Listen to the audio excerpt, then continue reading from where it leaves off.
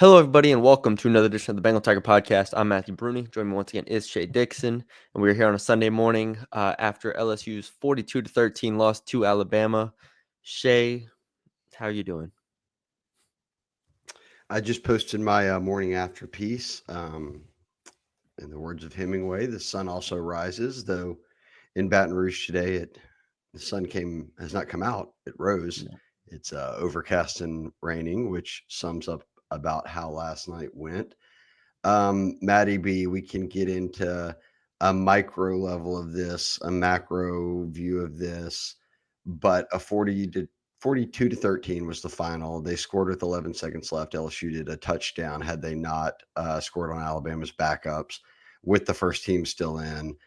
It would have been the first time they didn't score a touchdown in the Kelly era, and by margin of loss or victory in Bama's case here, it's the worst defeat of the Kelly era. So, in a game where everything seemed on the line, right? Like this was an elimination game. Game day was there. You had all these recruits. You were all set up to face a Bama team that isn't your normal Bama team in terms of talent.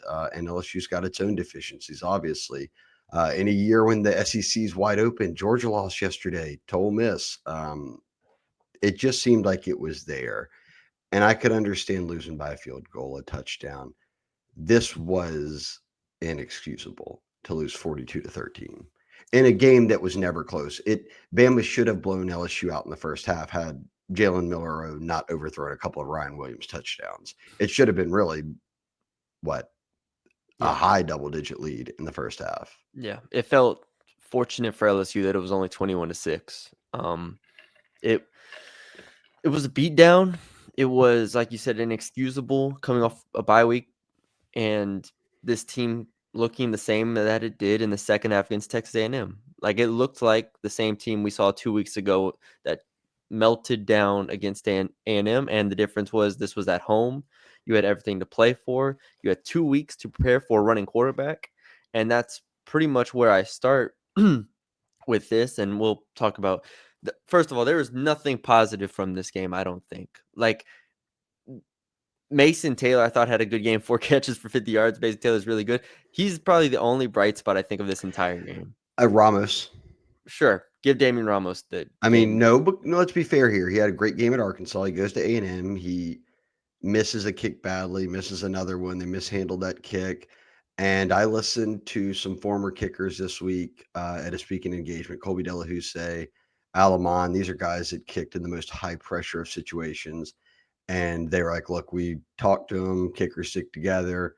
He's cleared his head. You would never know it. And he Right. went out there and drilled him. Yeah. When LSU goes down and sputters and says, hey, Damon, go out and kick it, he hit them both. So I'll So give him Damian his Ramos, props. there you go. Give him his props. Everybody else sucked on the field. It was terrible. It was abysmal offensive line, quarterback, receiver, Okay, defensive line, let's slow linebacker, down here. secondary. Let's slow Every down here. Name single them all. Coaching, everything. coaching. So Eh, yes, let's go take ahead. a step back. Are you most shocked that they under how like people are saying underprepared? Is that fair to say they are not prepared or whatever it might be? Like, how do you go from a loss at A&M, a bye week to this? I Are you think mad at effort? Are you upset with execution? Are all you of it, upset with game plan? Are you everything, what do you everything, just abysmal. That you, from a coaching perspective, if you go each side of the ball defensively, like we talked about, not being prepared for Jalen Milroe the way that I think they should have been. And sure, talent wise, yes, they are void of that. We'll talk about that in a more, like you said, specific angle. But like, they were consistently either out of position, their well, defensive line, like taking the wrong angles. Like, it was things that I thought they would clean up from the Marcel Reed game that they didn't. Jalen Milroe had 109 passing yards on 18 attempts. Like, they're averaging like 5.5 yards per throw, but he yep. ran the ball 12 times for 185 yards and 4 touchdowns. Like, that's the game. You've now lost 6 straight quarters to quarterbacks that threw the ball a total of 20 times. Marcel Reed threw it twice. Jalen Milroe threw it 18 times. And you have allowed, do the quick math, 42 plus 31, 73 points in the last 6 quarters because you can't stop a running quarterback. Like Or the that run. defensively, I understand the talent's not where it needs to be. I also understand I've seen like USF, Wisconsin. I've seen a lot of teams play this Alabama team and not give up 185 yards and 4 rushing touchdowns to Jalen Milroe. We talked about it coming into the game, how inconsistent Milroe's rushing ability has been. Like Tennessee slowed him down, Vanderbilt slowed him down. And now we go into this game and Jalen Milroe just runs right through you. Right through you. So it is a coaching thing. It is a personnel thing on defense. On offense, big picture again, I'm offense is even more staggering to me as the season has gone on, because I still think from an overall talent perspective, just overall, I still think they are a good enough offense to score on an Alabama defense I don't think is good, or at least I don't think is great. They had 6 points. 6 points. So it's on Nuss, it's on Will Campbell, it's on DJ Chester, it's on everybody. It's on Joe Sloan, it's on Brian Kelly. I'm staggered at how, first of all, unprepared they looked, but then physically how overwhelmed they looked. Like it is twofold. And I can't wrap my brain around how this game unfolded, because all of the keys to the game that I had, LSU failed in every single aspect. Every aspect. Contain Milroe. Don't turn it over. Like finish drives. Everything. There was not a Third and single thing. longs. Third and so yeah, stop them on third and longs. Like Bama was 10 of 13 on third downs. yeah, I mean, there's And LSU is one of the nation's best on third down, 6 of 14. exactly. So Terrible. it's all of the keys to the game that you had in your minds about how this game could go. Like even if you thought Alabama would win, it didn't. It completely skewed one way, and it just nothing went right for LSU. And even when we thought something did go right for LSU, they had a face mask that killed it. Kyron Lacy's foot was a half an inch out of bounds. Like they're the small things there. But then I think those small things, and I mean, Kyron Lacy drop on the first drive for a touchdown, I thought was probably the biggest swing of the entire game, because I thought that would have tied the game right off the bat. Like momentum is still there. They end up settling for 3. So you have the marginal plays don't go your way, and then you have the big plays just don't go your way when you, like you said, get beat over the top, and then you don't fill a gap against Milroe. DJ Chester and Poma Banga don't block anybody and let a linebacker come unblocked, and Nussmeier fumbles the ball. Like then you have those plays that you can't have. The Nuss interception where he throws it late and I think not high enough on the interception to Lawson. So from marginal plays to big plays, everything went Alabama's way, and it was staggering. It was absolutely staggering. Sorry, that's my rant. I mean, that's fair. If LSU fans have a right to be upset, this was a devastating loss, all things considered. And LSU has their deficiencies. So does Bama. This isn't your normal Bama roster. And they had a starter go down midway through the game and had to have a backup come in on the O-line. So both teams are dealing with the same issues. In fact, we've been very impressed with LSU and what they've done defensively with a lack of talent and doing it with a whole crew of first-year coaches and a coordinator. Bama's doing it with a new head coach, OC, DC, all of that. They lost to Vandy. And They lost to Tennessee. and had like but they 30, came in here and put an absolute beat down on LSU in a game when they were only favored to win by 3. Yeah, I mean, this What again, makes this is not fun for LSU. A 3-point loss or a touchdown loss would sting, and then you would be sitting here saying, "What if?" And if this play went right, this. And what makes football, what makes sports fun, is this inherent chance that you have a chance to win. Right? It after the first 2 drives, it never felt like LSU had a chance to win this game. no, never. There was no hope in my mind that the defense would get a stop, and then conversely that the offense could ever keep pace. No matter what happened, and then the offense clearly just folded on all fronts. But yeah, I think again what makes it the most demoralizing is I still don't like Alabama is going to make the playoffs. Alabama's a good team, clearly. Alabama beat Georgia. Like we know how good Alabama is, but they have been incredibly inconsistent. They've shown that if you punch them in the mouth, Alabama, that you can fight with them. You can, if you're Vanderbilt, you fight with them. You're South Carolina fighting with them. Tennessee beat them. Like if you go toe to toe with them for a second, they don't they're not Nick Saban's Bama teams that are just out here crushing people here. If you go toe to toe with them, you can fight. And LSU just folded, absolutely folded. Like that was the most demoralizing thing in a game that, like you said, you had to win. And we'll talk about like the big picture stuff later. But like this wasn't a game where it's like, all right, well, both teams have one loss or something. If they lose, can still make the playoffs or something. No, LSU lost that when they lost to USC earlier this year. This was a winner go home game in my mind. And that's what makes this so jarring, is for LSU not to be prepared, not to be physical, to be just silenced at home like that. We haven't seen that. We haven't seen it in that way really, like since the Tennessee game 2 years ago, but that was like, that this feels and is the biggest loss of the Brian Kelly era, like by a significant margin. What is your kind of immediate moving forward reaction here of? Do you want to do that? Or do you have any anything positional wise or personnel wise you want to talk It about doesn't or matter. anything? They got beat up in every single aspect of the game. They can't run the Yeah. football and they can't stop the run. Those are two very Yeah. bad qualities to have for an SEC team. Yeah. Yeah. They cannot stop the run and they cannot run it. Yeah. We can talk about Nussmeier all we want. We can pull the Nuss bus over and the turnovers and everything. I said he couldn't have more than one. He had 3. Mm-hmm. I don't even, if you want to say that the one that got tipped by Daniels or whatever, The isn't last on one. him, whatever. It doesn't matter. The one at the goal line can count for Oh, 5 picks yeah. for all I care. I mean, that was terrible and at a very crucial point. The fumble, DJ Chester leaves someone completely unblocked. They come through, Nuss goes, and it gets stripped right out of his hand. They lose it in what was a very defining moment because the defense had just stopped them 2 times in a row and Yeah. caused a turnover on downs. And then on the very first play near midfield, that happens. So they were back. Those are 2 back-breaking turnovers. But they can't. That's all they do. They pass it. They can't run it, and they can't stop the run. Yeah. And other teams know that, and are now you see the result. Yeah. As the season goes on, teams are keying in more on the reality that Nussmeier is not going to ever run the football. LSU doesn't run the football very well to start.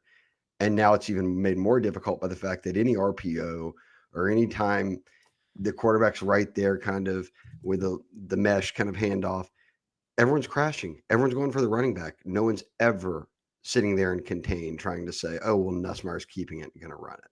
Yeah. They're just not. And that's why you see these results right now. One of my biggest takeaways from the Ole Miss game was just that it felt like they had figured LSU's offense out. They come back and beat Arkansas, so it was everyone kind of pushed in the back of their mind. And then A&M, they were up at halftime, but it feels true. It felt this is a one-dimensional offense that has an imperfect quarterback that is going to try to have to do too much because they are flawed in several ways. But yeah, I don't think we need to spend too much time on it. But yeah, Nussmeier ends the game, with over 200 yards. They padded the stats at the end with the backups in. Outside of Caden Erm's 45-yard run, he had, was that 7 carries for 18 yards, and as an offense, just was around 3 yards per carry outside of that run. I still just think the receivers have been very underwhelming this year across the board, besides Mason Taylor, obviously. But it's just offensively to score 6 points is jarring. And then, yeah, defensively, it's a whole different animal. I think the safety play and on this defense is just not near where it needs to be. But also, they have to make a lot of tackles because the front line just didn't hit their gaps or it wasn't in the right spots. There is blame to go around at every single position right now. And that's the most staggering thing. So you asked me, what it's like moving forward. In terms of the rest of the season, like, you're not making the playoffs, but you need to win these last 3 games in order to just save any sort of face in terms of going 9-3. But I've said this before on here, and I've written about it before. The difference between going 10-2 and 9-3 this year and moving forward is significant, because 10-2, like Alabama and Ole Miss and other teams, gets you in the playoffs. 9-3 does not. And so last year and the year before, when LSU ended 9-3, it was really disappointing, right? It was still like, dang, could have made a New Year's Six bowl, could have had a strong season. 10-2 is nice, but this year it's elevated. This year it is 10-2 gives you a chance to maybe host a playoff game, to maybe play in the SEC championship, like to compete for a national championship. Like it feels like that is an exclusive club, and you are not in that club. Like in years past, you knew you weren't in it, but now it's like you're gonna watch Alabama host a playoff game, or Ole Miss or Tennessee host a playoff game, and Georgia. Like you're gonna see these teams hosting, having a good time, maybe winning, and you're at home on the couch watching. Like it's gonna feel different this year going 9-3 than it did in the last 2 years. Like that's the most jarring thing, and that's what's gonna hurt more than anything. Is USC ends up going 6-6. Like these games where you just don't look prepared as a team have happened like too often. They've happened too often. So that's one of my biggest things moving forward. Is it's like 9-3 is gonna hurt a lot more than it did the last 2 years, and that's assuming they win these last 3 games. But like it's gonna really hurt. So yes, this is not a playoff team. This is not one of the 12 best teams in the country. I'm not advocating for that. But to lose to USC, right? To look overwhelmed against Alabama, those are like jarring results that are going to stick with LSU fans throughout the offseason. I think that too. You can look at this from a few sides, and it's football. Look at the ball, which way the ball bounces, and you know, you can say that had Wegman played a little bit better and they never bench him, that LSU wins a game in College Station, and even if they put Marcel Reed in the fourth, it's too late. Or had they gotten a touchdown or more on the board, or a field goal or more, it would have been enough to distance that gap. Or had Trey Harris never gotten hurt, Ole Miss beats LSU. I'm finding it my biggest concern there's a number of them here, and there's positives, and we know what this team is. And look, let me remind everyone, they're going to be favored in their final 3 games. It's against Florida, is playing on a third string quarterback, and Oklahoma and Vandy, who have Vanderbilt and been Oklahoma. Yeah. Vanderbilt's obviously exceeded expectations, but you'll be favored in all those games, I would suspect. Yes. That would be a 9-3 season, which is what the over-under for Vegas had. Now, you cannot be happy with a 9-3 season. You can not be happy with how it unfolded, but this isn't they're not 500 right now. They're not under 500, but they could be. And that's my worry, is they trail far too often. I mean, coming back from down 17 at South Carolina isn't something you're pulling that off like 5% of the time. It's not something you brag about, right? It's like, oh, it's just easy to reflect back on now and say this team is fortunate that this was the first 42-13 game of the year. Let's be real about it. Yeah, the flaws. This was definitely a culmination of everything, right? Like the Ole Miss struggles, the South Carolina struggles, A&M struggles clearly, but across the board, this was a culmination of everything that had been flashed this year. Like all of the, like, oh, the safety player or the offensive line or, Nussmeier. Like this was the culmination of everything that could go wrong in a game did go wrong. And to have it happen in a game of this magnitude, in a game with this much hype, with this much preparation against, again, a team that you faced Jalen Milroe last year. Like you faced Marcel Reed last week. And it didn't matter. Like to watch him just run all over you was I keep saying like staggering, jarring, all these words. Like it was for Alabama to go 10 of 13 on third downs when they are like outside of the top 60 in third down percentage, and also one of the worst third and long teams in the country. Like I never expected that to happen. LSU's red zone offense still terrible. They can't run the ball at all. Brian Kelly said it in the post game. They can't run the ball when it gets hard yards. The offensive line is probably my biggest disappointment of the entire year. I just wasn't expecting them to not be one of the better offensive lines in the SEC, and they have just really, really let this team down in a lot of ways. So, um, yeah, well, I mean, moving forward, it's like everybody's frustrations are valid on every front. Like you can be mad at Kelly, you can be mad at Scott Woodward. I've seen every single person possible get blamed. Nussmeyer, very deserving of blame. You have to have two hands on the ball. You can't throw that interception in the end zone. Receivers, I think, are incredibly disappointing as well. So the secondary with Blake Baker, we thought they turned a corner maybe. I just and I still think Blake Baker is a good defensive coordinator. Like I think he is levels above where Matt House was, but they are a ways away in terms of personnel. And so then you start getting to like off-season questions, which I don't really want to talk about right now because we still have 3 more weeks of the season and then a bowl game. But in general, like there's big pictures, questions that need to be asked about the talent, about everything that he's done in terms of building this roster because you are in year 3 and you are 6-3 on the year. 6-3 in year 3, and the losses have been pretty shocking. So that's kind of where I ended on. Before we'll give a few more thoughts, but Yeah, go ahead. all of our game day stuff sponsored by LSU Snacks. LSUSnacks.com is where you can go. They're also about to be in stores all around Louisiana, but we've talked about them each week. You can go to LSUSnacks.com and buy them. Again, they'll be in stores here soon. But they've got the Win Bar, and they are in direct ties with LSU. So they've got all the signage. Everything looks awesome. The Win Bar is kind of an on-the-go snack. Almonds, toasted oats, chocolates, kind of in one bar. And it's plant-based protein. And then they have the Win Bite cookies, which are very good.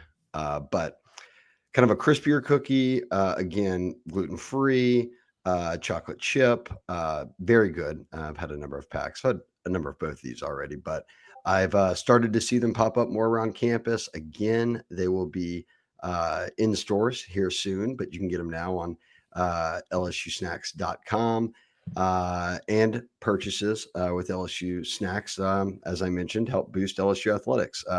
So when you talk about kind of supporting LSU athletes in this NIL era and all this, people want to get on board with it in different ways. Here's one you can, where LSU Snacks get you some bars, get you some cookies. They come in individual pouches, so they don't go stale on you. And you'll be supporting, and you get some food out of it. So Maddie B, I'd imagine there's a lot of folks sitting around today, just going to eat some cookies and refresh the internet and probably watch the Saints, which God bless everyone, but rough time in Louisiana right now for football. Yeah.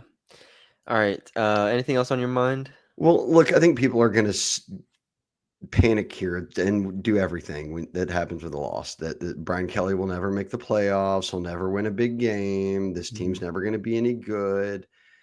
I think took over a team that had fewer than 40 scholarship players. You went portal hunting for 2 years. That's going to set you back. Defensive hires were bad. That set them back. Now you had to fire them and get a whole new coaching staff on that side of the ball. These are things teams deal with, but you're building out from that in the NIL era, in the now portal era, where you're fighting for everyone, and they're learning lessons along the way. One we learn now: don't go into the spring portal looking for guys, because the value of these guys goes way up relative to what they're actually worth in the NIL world. Speaking relative to that, I want to see how this class ends, which I think that I've covered recruiting for near a long, long, long time. For high-level teams, it's always the same teams that finish in the top 10, pre-NIL, post-NIL, it doesn't matter. And they never lose games and have a rash of decommitments where everyone's like, screw it. High school kids lose games all the time. Bryce Underwood lost a game 2 weeks ago, okay? And he's gone to a state title every year he's been in high school. Probably go to another one this year. The coaches, after games like that, what do, Maddie B? They tell kids, see, this is why we need you. This is why we have to have you. Hey, at corner, this is why we need you. Hey, at quarterback, this is why we need you. Hey, at running back, this is what you can do to add something more to the backfield and bring us a run game. Hey, on the O-line, we need some physicality. We need guys who can move guys and not be just a lead and pass pro, but can actually be pretty balanced. I'm looking on the sidelines before the game at Trey Turner, Anthony Bradford, all these former guys coming back. Those are starters in the NFL who played guard here, who just moved dudes. Were they the best pass pro guys? No, they had their flaws, but boy, could they run block. And they were physical. LSU's got to get back to that. This recruiting class will help. It's going to go a long, long way, top to bottom. I love it. They've got to Maddie B, I think, in the portal, and we'll talk about that plenty coming up. But they take 5 to 10 guys. It can't be 7 filler spots and then you've got like a CJ Daniels and a starter somewhere else. It needs to be like 5 or 7 impact guys that help you out. Half their portal guys from this past year don't play. That's a great point. Yeah, like CJ, Xavion, CJ, Jordan Gilbert starts. Like I can't even get to 5. Can I get to 5? Paez. Oh, and then yes. I'm sorry, Gio Paez out of Wisconsin. That's really it. I mean, JVR plays. He only plays 10 snaps a game. Another D lineman. Yeah, he plays some, but yeah, like you have 4 that help, and I don't even know, like I still don't think Jordan CJ Gilbert. and Xavion do more than help, and so does Paez. I mean, those guys are those 3 have been pluses for sure. So you went to the portal and you got 3 players that helped you this year, basically. You need 5 to 7 of those. Yeah, I agree. The other 5 to 7 can't be guys who just aren't going to play. I agree. You have to. Yes, it has. You can't have these guys that just. And I'm not a portal. I am a high school develop. Believe in that because I think that's what's sustainable in this era. Well, but everyone's going to take, like, if Kelly's strategy is I'm taking 5 to 10 from the portal, don't take 6 warm bodies and 4 guys that are going to help you. Because you don't need depth anymore. Like you've recruited enough to where you have depth. Yeah. No, now exactly. You need multiple, like you need top end talent to compete with Alabama and so on and so forth. Like you need those top end players to fill those holes and not just backfill it, kind of. You don't need to backfill anything anymore. You just need to go head hunting for 5 to 7 guys that could start or will at least be heavily used in the rotation, like a Gio Paez, CJ Daniels. Xavion Thomas filled a clear need, which has been great. He had the kickoff return to the 50, so clear positive there. But like that's got to be the approach. You have enough like bodies at defensive end and in the secondary right now. Like we'll see what the portal takes, but like you have bodies at receiver, and so on. But like you need top end guys that are going to come in and play and help immediately. You cannot have these guys that don't play. You don't need that anymore. So I do think they have to be more aggressive in the portal in terms of finding those top guys. We'll see how, again, in the NIL era, it is a bidding war for a vast majority of these players. So we'll see what they can like afford to do. But it's very, very clear, especially, without going too far into next year, like you're going to lose a lot of talent.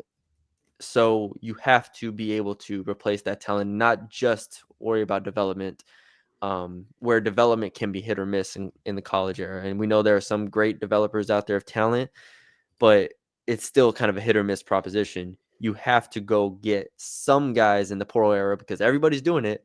You got to go get some top end guys that can help you immediately. So, that's kind of where I'm at. I agree with you in terms of got to keep getting, your high school guys, recruiting high school. And that 25 class is going to be massive. That is the beacon of hope moving forward, is this 2025 class. And they're going to, you've written about everything. Like it's not they're not going to drop like flies after this loss.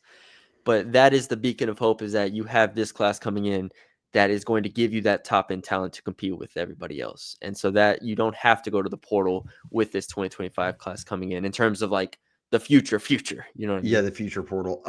You'd hope, right? I would say too that take a step back. 5.5 quarters ago, this team had not lost an SEC game. And despite all the flaws that we knew they had, knowing that other teams also had flaws in the SEC, it felt like there was a path to, hey, maybe the playoffs, right? Like it's expanded to 12 teams. It's going to take a 2-loss SEC team. I'm not even talking about SEC championship game. It just, look, that was 5.5 quarters ago. What was the number you gave in those 5.5 quarters? They've given up like 72 points. Like I it was know people feel right now like 73 to it's over. 19. We're never going to win again. Everything's cooked. It's not. 5.5 quarters ago, every player that's out there, every coach, they were all the same. And they were in a position where they could have closed A&M out, won a game, and set it up for Bama. And instead, you fell flat, and then you had a week to prepare, and this was the outcome. That's about as bad as it could have gone. But it doesn't, that means, as bad as that went, that's how good they have to be to close out. I'm giving there's a line in the sand here of no excuses. They cannot lose any of these 3 final games. 100%. Like that's where it starts to like, yeah, from a fan base fall apart.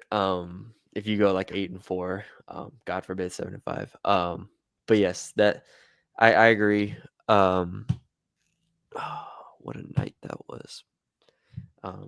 I don't have much else here. Yeah, disappointing. Oh, it's Very, always very. disappointing. LSU fans should be very upset. That was Yes. that was terrible. Yeah, that was terrible. Um, That was. and again, I'm the still in shock. mailbag will probably be 2 hours long, but I'm not laying. Yeah, we'll save it from the mailbag. I'm not dead. The defense gave up all 42. Okay, the defense is what the defense is, and I've seen them have better showings this year where they actually carried this offense. Yes. I'm with you. This offense is so much more talented than the defense, position to position, and they're the ones who don't deliver each week right now. For Like they sure. were so good to start the year, Mm-hmm. but as you said, Matty B, teams started to figure out, oh wait, Nuss isn't going to run it. You're not very physical in the run game, so we're just going to tee off on you. Mm-hmm. And now suddenly, all that was there for them in the first half of the season, Nuss is having to work a lot harder for in this back half. Yeah.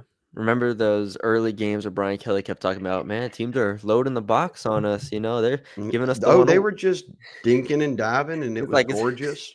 it was easy, and now teams are like, oh, wait a minute, we don't need to load the box here. We're gonna sit on these receivers who are kind of hit or miss at times, and just kind of force Nussmeier to try to make something out of And nothing, and he can't. I think So another thing people get mad at, and upset rightfully so, is red zone. And you get down there and then you settle for field goals. Here is the true reality of it. And this is from excellent college teams to the NFL. You're only good in the red zone if you can run the hell out of the football and are super physical, or you have an elite quarterback who sees the field, processes, and can work in a very tight space yeah, and draw up plays and get it to the right guys. They don't have either of those right now. I'm not saying that Nuss can't be that one day, but he just made his 10th college start and he's turnover prone, and you don't have a run game. So their red zone woes aren't shocking to me. They lack the 2 things that it takes to be very routinely successful in the red zone.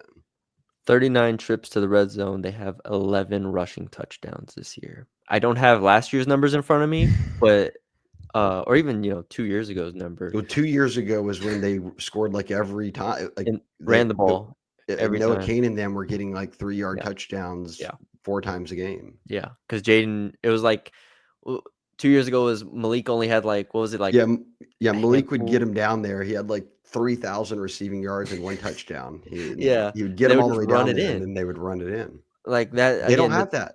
No. They're not physical enough to run the football, especially in tight quarters, and they don't have at this point that quarterback who would then be like, okay, I'm not going to throw a pick at the goal line. Yeah. And also, Nussmeier's not running it. So that's that Jaden Daniels last year kept a heck of a lot of balls. And Jaden Daniels, No, Jaden he, Daniels is a true dual threat. Joe Burrow kept a lot of balls. yeah, Like you have something with some semblance of running it changes everything on offense, for sure. right?